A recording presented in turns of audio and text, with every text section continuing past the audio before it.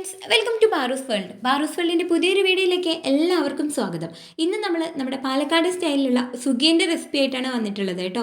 പുറമേ നല്ല ക്രിസ്പിയും ഉള്ളിൽ നല്ല സോഫ്റ്റും ആയിട്ടുള്ള ഈ സുഗിയൻ്റെ റെസിപ്പി കാണാം. അതിന് മുന്നേ ചാനൽ ആദ്യമായിട്ട് കാണുന്നവരുണ്ടെങ്കിൽ ഒന്ന് സബ്സ്ക്രൈബ് ചെയ്ത് സപ്പോർട്ട് ചെയ്യണേ. ഞാനതിന് വേണ്ടിയിട്ട് ഒരു 200 ഗ്രാം ചെറുപയർ എടുത്തിട്ടുണ്ട്. അപ്പോൾ ചെറുപയർ നമുക്ക് ഒന്നുകിൽ കുതിർത്തി ഉപയോഗിക്കാം, അല്ലാതെ കുതിർത്താദ്യം നമുക്ക് വേവിച്ചെടുക്കാം കേട്ടോ. അപ്പോൾ ഞാനിതാ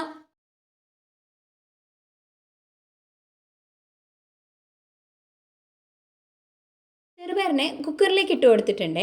അപ്പോൾ ഇത് നന്നായിട്ടൊന്ന് കഴുകിയെടുത്തതിന് ശേഷം ഞാൻ 200 ഗ്രാം ചെറുപയറിന് 250 ml വെള്ളമാണ് ഒഴിച്ചു കൊടുത്തത് കേട്ടോ. അതായത് നമ്മുടെ അതേ പാത്രത്തിന് ഉള്ള വെള്ളമാണ് എടുത്തിട്ടുള്ളത്. എന്നിട്ട് ഒരു 10-15 മിനിറ്റ് ഒന്ന് കുതിരാൻ വെച്ചതിന് ശേഷം കുക്കറിൽ നമ്മളൊരു 4 വിസിൽ അടുപ്പിച്ചെടുത്തിട്ടുണ്ടായിരുന്നു. അപ്പോൾ അതാ ഒരു 15 മിനിറ്റിന് ശേഷം ഞാൻ എയറൊക്കെ പോയി തുറന്ന് നോക്കുമ്പോൾ നമ്മുടെ പയറ് കണ്ടോ നന്നായിട്ട് ഒലർന്ന് വന്നിട്ടുണ്ട്. അപ്പോൾ നിങ്ങൾക്ക് കാണുമ്പോൾ ഒരു സംശയം തോന്നാം വെന്തിട്ടുണ്ടോ പയറ് എന്നുള്ളത്. അപ്പോൾ അതേ നോക്കൂ, കറക്റ്റ് നമുക്ക് ആവശ്യത്തിനുള്ള വേവായിട്ടുണ്ട്. ഇനി നമുക്ക് എന്താ ഇതിൻ്റെ കൂട്ടൊന്ന് തയ്യാറാക്കി എടുക്കണമല്ലോ. അപ്പോൾ നമ്മുടെ സുഗീൻ്റെ അകത്ത് നല്ല മധുരമുള്ള ഫില്ലിംഗ് ആണല്ലോ ഉണ്ടാവുക. അപ്പോൾ ഏകദേശം ഒരു 200 ഗ്രാം ശർക്കര തന്നെയാണ് ഞാൻ ഇതിലേക്ക് എടുത്തിട്ടുള്ളത്. അപ്പോൾ ശർക്കര നിങ്ങളുടെ ഓരോരുത്തരുടെയും ഇഷ്ടത്തിനനുസരിച്ച് കൂട്ടിയോ കുറച്ചൊക്കെ ഉപയോഗിക്കാം. അപ്പോൾ ഇതാ ശർക്കര ഇട്ടു. അപ്പോൾ നിങ്ങൾക്ക് കാണാമല്ലോ അല്ലേ, കുറച്ചൊന്ന് ഡ്രൈ ആയിട്ടാണുള്ളത്. അപ്പോൾ നമ്മുടെ ഈ ശർക്കര ഒന്ന് ഉരുകി വരണം എന്നുണ്ടെങ്കിൽ നമുക്ക് കുറച്ച് വെള്ളത്തിൻ്റെയും കൂടെ ആവശ്യമുണ്ട്. അപ്പോൾ ഞാൻ ഏകദേശം ഒരു 2-3 ടേബിൾ സ്പൂൺ വെള്ളം കൂടെ അതിൽ ഒഴിച്ചു കൊടുത്തിട്ടുണ്ട്. അപ്പോൾ ആ ഒരു വെള്ളത്തും കൊണ്ട് മാത്രം നമ്മുടെ ഈ ഫില്ലിങ് നല്ല കട്ടിയായിട്ട് വരും. അപ്പോൾ ഇതാ ശർക്കരയൊക്കെ ഉരുകി എല്ലായിടത്തേക്കും പിടിക്കുന്നുണ്ട്. ഈ ഒരു സമയത്ത് നമ്മളൊരു 2-3 ഏലക്ക പൊടിച്ചതും കൂടി ഇട്ട് കൊടുത്തിട്ടുണ്ട്. അപ്പോൾ ഇതാ ഒരു ചെറിയൊരു അയവൊക്കെ വന്നിട്ടുണ്ട്. ഇനി നമ്മളിതിലേക്ക് തേങ്ങ ചേർത്ത് കൊടുക്കുന്നുണ്ട്. അപ്പോൾ തേങ്ങ ഇട്ടിട്ട് നമ്മൾ ഒരുപാട് നേരം അങ്ങോട്ട് വിളയിച്ചെടുക്കണം എന്നില്ല. അപ്പോൾ ഞാൻ ഏകദേശം ഒരു 3/4 കപ്പ് നമ്മൾ പയറെടുത്തിട്ടുള്ള അതേ പാത്രത്തിൽ തന്നെ ഒരു 3/4 കപ്പ് തേങ്ങയാണ് ഇട്ട് കൊടുത്തിട്ടുള്ളത്. അപ്പോൾ തേങ്ങയുടെ അളവ് നിങ്ങൾക്ക് വ്യത്യാസപ്പെടുത്താം കേട്ടോ. അപ്പോൾ ഇതാ ഒന്നുകൂടെ ഒന്ന് നന്നായിട്ട് യോജിപ്പിച്ച ശേഷം നമ്മളിതാ തീ ഓഫ് ചെയ്യാണ് കേട്ടോ. ഇനി ഇത് നമുക്ക് തണുക്കാനായിട്ട് മാറ്റി വെക്കണം. അപ്പോൾ ഞാൻ കുറച്ചും കൂടെ ഒരു പരന്ന പാത്രത്തിലേക്ക് ഇതിനെ മാറ്റി കൊടുക്കുന്നുണ്ട്. അപ്പോൾ ഇതൊന്ന് നന്നായിട്ട് തണുത്ത് വരുന്ന സമയം കൊണ്ട് നമുക്കിത് മുക്കിപ്പൊരിക്കുന്നതിനുള്ള ഒരു ബാറ്റർ തയ്യാറാക്കി എടുത്താലോ. അപ്പോൾ ഞാൻ അതിന് വേണ്ടിയിട്ട് അവിടെ ഒരു പാത്രം എടുത്തിട്ടുണ്ട്. ഇതിലേക്ക് ഏകദേശം നമ്മൾ പയറെടുത്ത അതേ ഒരു അളവ് തന്നെ മൈദ എടുത്തിട്ടുണ്ട് കേട്ടോ. അപ്പോൾ ഒരു കപ്പ് മൈദയാണ് ഇത് എടുത്തിട്ടുള്ളത്. ഇനി ഇതിലേക്ക് നമ്മൾ ഒരു നുള്ള് നിറത്തിന് വേണ്ടിയിട്ട് മഞ്ഞൾപ്പൊടി ചേർത്ത് കൊടുക്കുന്നുണ്ട്. മഞ്ഞൾപ്പൊടി ഓപ്ഷണലാണ്, വേണമെന്നുണ്ടെങ്കിൽ മാത്രം ചേർത്ത് കൊടുത്താൽ മതിയേ. അപ്പോൾ മഞ്ഞൾപ്പൊടി ഇട്ടു. ഇനി നമ്മൾ ഇതിലേക്ക് ആവശ്യത്തിനുള്ള ഉപ്പിട്ട് കൊടുത്തു. ഇനി ഇതിലേക്ക് നമ്മൾ കുറച്ച് ബേക്കിംഗ് സോഡ ചേർത്ത് കൊടുക്കുന്നുണ്ട്. ഒരു 1/4 ടീസ്പൂൺ ബേക്കിംഗ് സോഡ മാത്രമേ ചേർത്ത് കൊടുത്തിട്ടുള്ളൂ. അപ്പോൾ ബേക്കിംഗ് സോഡ ഉപയോഗിക്കാത്തവരാണെങ്കിൽ നമ്മളത് ചേർക്കണം എന്നില്ല. നമ്മുടെ പുറമത്തെ മാവ് അങ്ങനെ പൊങ്ങി വരേണ്ട ആവശ്യമൊന്നുമില്ലല്ലോ. ഇനി നമ്മളിത് ആദ്യം ഒന്നൊരു വിസ്ക് വെച്ചിട്ട് ഒന്ന് മിക്സ് ചെയ്ത് കൊടുത്തിട്ടുണ്ട്. ഇനി നമ്മൾ കുറേശ്ശെ വെള്ളമായിട്ട് ഒഴിച്ചിട്ട് നമ്മുടെ ഈ ബാറ്റർ ഒരു കറക്റ്റ് കൺസിസ്റ്റൻസിയിലാക്കി എടുക്കണം. അപ്പോൾ ഞാൻ നിങ്ങൾക്ക് കാണിച്ചു തരാം. ഞാൻ എപ്പോഴും പറയാറുണ്ട്, നമ്മൾ എന്തൊരു പരിപാടി ചെയ്യുന്ന സമയത്ത് ഒരു മെഷർമെൻറ്റ് എടുക്കുന്ന സമയത്ത് നമ്മൾ ടോട്ടലി അതിൽ തന്നെയുള്ള മെഷർമെൻറ്റ് എടുക്കുക. അതായത് ഒരു പാത്രത്തിൽ നമ്മൾ അരി എടുക്കുന്ന സമയത്ത് ഉഴുന്ന് ഒക്കെ ആ ഒരു പാത്രത്തിൽ മെഷർമെൻറ്റ് ചെയ്യുകയാണെങ്കിൽ നമ്മുടെ കുക്കിംഗ് ചെയ്യുന്ന പരിപാടി ഫ്ലോപ്പ് ആവില്ല. അപ്പോൾ ഇതാ ഇതുപോലെ നമ്മളിതാ 1 കപ്പ് വെള്ളം തന്നെയാണ് ഇതിൽ ഒഴിച്ചിട്ടുള്ളത്. അപ്പോൾ ഈ ബാറ്റർ എനിക്ക് കുറച്ച് കട്ടി കൂടുതലായി തോന്നിയിട്ടുണ്ടായിരുന്നു. അപ്പോൾ ഒരു 2 ടേബിൾ സ്പൂൺ വെള്ളം കൂടെ ഞാൻ ഒഴിച്ചു കൊടുത്തിട്ടുണ്ട്.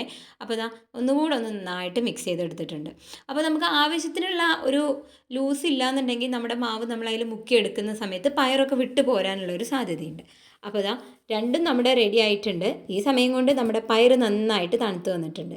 അപ്പോൾ ഇതാ നമ്മളിനി കൈ കൊണ്ട് ചെറുതായിട്ടൊന്ന് യോജിപ്പിച്ച് കൊടുക്കുന്നുണ്ട്. നമ്മൾ നേരത്തെ യോജിപ്പിച്ചതാണ്, എന്നാൽ കൂടെ നമുക്കൊരു ഉരുട്ടാനുള്ള എളുപ്പത്തിന് വേണ്ടിയിട്ട് ഒന്നും കൂടെ ഇതാ അതേപോലെ ഒന്ന് യോജിപ്പിച്ച് കൊടുക്കുക.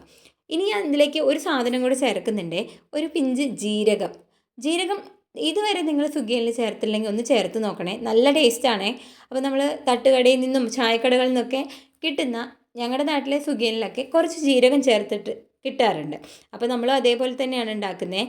അപ്പോൾ ഇതാ ഇനി ഇതിനെ നമ്മൾ കുഞ്ഞു ബോൾസ് ആക്കുകയാണ്. അപ്പോൾ നമുക്ക് എത്ര വലുപ്പത്തിലുള്ള സുഗിയൻ വേണോ അതിനനുസരിച്ച് നമ്മുടെ ഫില്ലിങ്ങിനെ നമുക്ക് ഉരുട്ടിയെടുക്കാം. അപ്പോൾ ഞാനൊരു മീഡിയം വലുപ്പത്തിൽ ഇതാ ഈ ഒരു ബോൾ പോലെയുള്ള ഷേപ്പിലാണ് എടുക്കുന്നത്. ഏകദേശം നമ്മുടെ ഒരു ചെറുനാരങ്ങ വലുപ്പം അത്രയാണ് ഞങ്ങൾ എടുക്കുന്നത് കേട്ടോ. അപ്പോൾ ഞാനിത് എന്തായാലും ഒന്ന് ഉരുട്ടിയെടുക്കട്ടെ. അപ്പോൾ നമ്മൾ ഏകദേശം ഒരു പകുതി മാത്രമേ എടുത്തിട്ടുണ്ടായിരുന്നുള്ളൂ. അതിൽ നിന്ന് നമുക്കൊരു 9 ബോൾസ് കിട്ടിയിട്ടുണ്ട് കേട്ടോ ഈ വലുപ്പത്തിൽ. ഇനി നമ്മുടെ അടുത്ത സ്റ്റെപ്പ് എന്താ? നമ്മുടെ സുഗിയൻ തയ്യാറാക്കുക. അതായത് നമ്മൾ മാവിൽ മുക്കിയിട്ട് ഇതൊന്ന് പൊരിച്ചെടുക്കുക. അപ്പോൾ അതിന് വേണ്ടി ഞാനിതാ ഒരു അടി കട്ടിയുള്ള ഒരു ചട്ടി അടുപ്പത്ത് വെച്ചിട്ടുണ്ട്. ഇതിലേക്ക് ആവശ്യത്തിനുള്ള എണ്ണ ഒഴിച്ചു കൊടുക്കുക. അപ്പോൾ ഞാനിവിടെ വെളിച്ചെണ്ണയാണ് ഒഴിച്ചു കൊടുത്തിട്ടുള്ളത്. നിങ്ങൾക്ക് ഏതെങ്കിലും റിഫൈൻഡ് ഓയിൽ ഉപയോഗിച്ചാലും ധാരാളം മതിയായിരിക്കും. പിന്നെ എണ്ണ നന്നായിട്ട് ചൂടായതിന് ശേഷം മാത്രം നമ്മൾ ഇട്ട് കൊടുക്കുക കേട്ടോ. അപ്പോൾ ദാ എണ്ണ നന്നായിട്ട് ചൂടായിട്ട് വന്നിട്ടുണ്ട്.